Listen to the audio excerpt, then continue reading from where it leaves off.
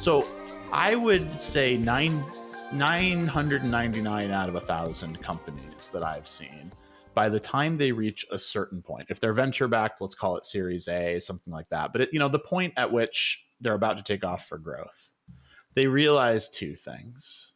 They realize, one, all of a sudden they need a lot more specialists in their team, right? Yes, because you can't just run on doing everything. Yep. But two, they actually have to go rebuild all of that infrastructure that they built, the business operations, the technology itself. If it's a tech company, often has to be completely refactored and rebuilt. So are you saying that there's a way to avoid that? Because I feel like that's pretty universal. Well, there's Not ideal.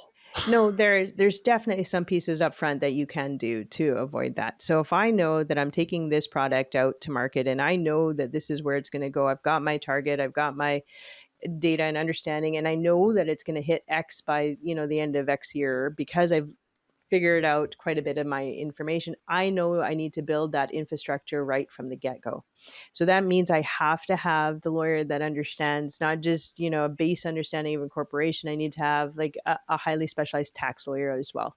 I need to have an understanding, perhaps, like, I've got the IP team. I've got, all the different pieces that would layer that or factor into that, so that when it comes time to move that forward, then I just pull the trigger. Yeah. So that's what we do. We start building those relationships very early on and start saying, hi, we're here. This is the situation. Here's what we're walking into. Likely our timeline is, looking like this. Hey, it could change really fast, but we want to make sure we say hi now. And is there any pieces that we want to kind of put into this kind of infrastructure and this roadmap that we're building that makes sense now? Or at least we know that if we did this, this, and this, it leads to an easier next step later.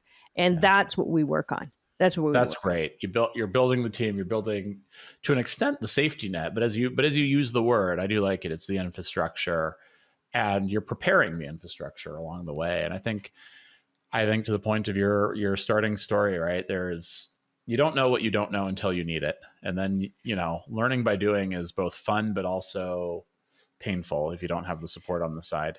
Right. And we also build, for you doing well. We want you to make money.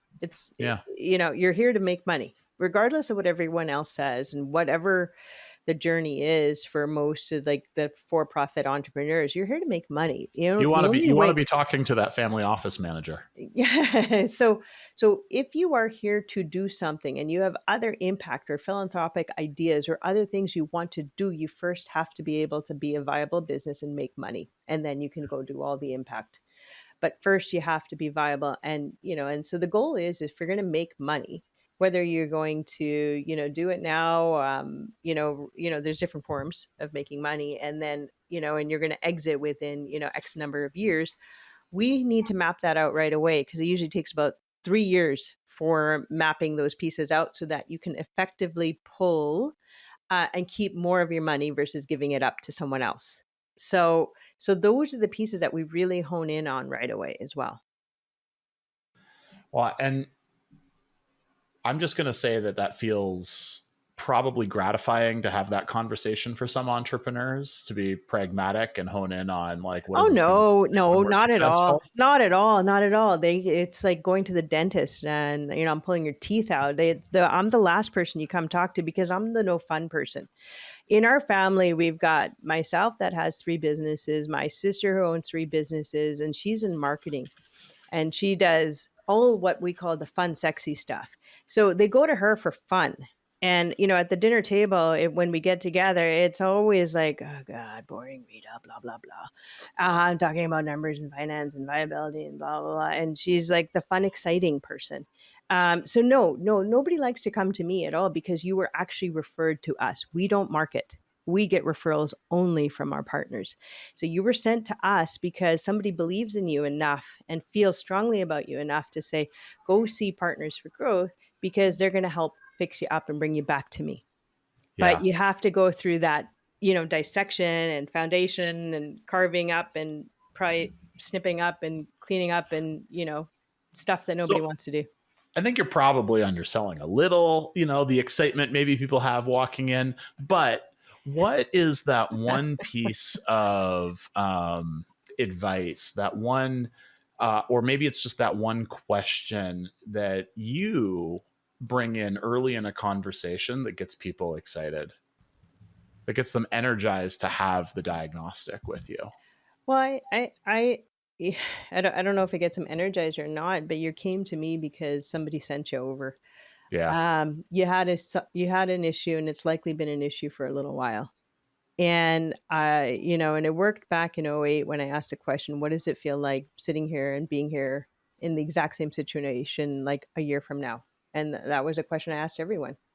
Um, you know, are we going to be, because you won't make the change, or you don't want to make the change, or you don't know how to make the change. um how would it feel if you were here you're from I couldn't take it. I don't want to be here from a year from now. Okay. All right.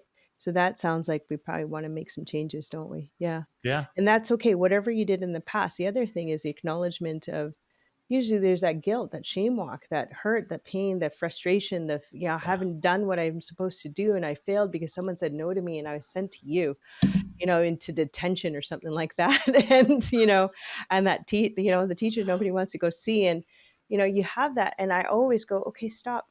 You've beaten yourself probably up more than enough, and more than enough times. I'm not here to judge you. I'm here to say that whatever you did in the past was with the knowledge and understanding, the resources and tools that you had at the time. Yep. But now it's different because you actually took that step forward to make that change. You can keep stepping, or you can keep looking back.